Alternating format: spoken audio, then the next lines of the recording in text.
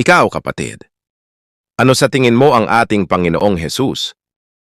Tao. Well, basahin natin dito. Si Kristo po ay tinawag na saksing tapat. Tinatawag siyang saksing tapat ayon sa verse na nababasa natin dito sa Revelation chapter 1, verse 5. Revelation 1:5.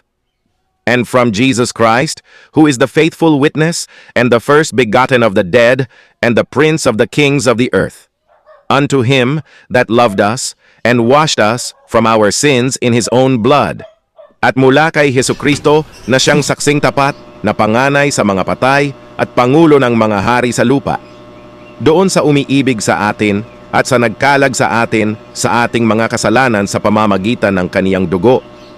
Ano ba ang sinaksihan niya? Ano ba ang sinaksihan ni Jesus kaya tinawag siya na saksi tapat? Alam niyo ba kung anong sinaksihan ng ating Panginoong Hesus? Di ba yun paglalang? Di ba yun yung creation? Nandoon siya sa creation.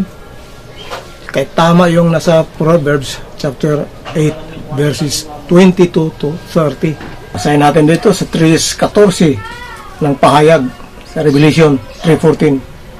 Revelation 3:14. And unto the angel of the church of the Laodiceans write, These things saith the Amen, the faithful and true witness, the beginning of the creation of God.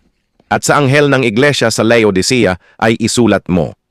Ang mga bagay na ito ay sinasabi ng siya nawa, ng saksing tapat at totoo, ng pasimula ng paglalang ng Diyos. O di ba? May tao ba sa panahon ng nilalang ng Diyos, ang sanlibutan? May tao pa na nandoon sa creation? Di ba? Peace.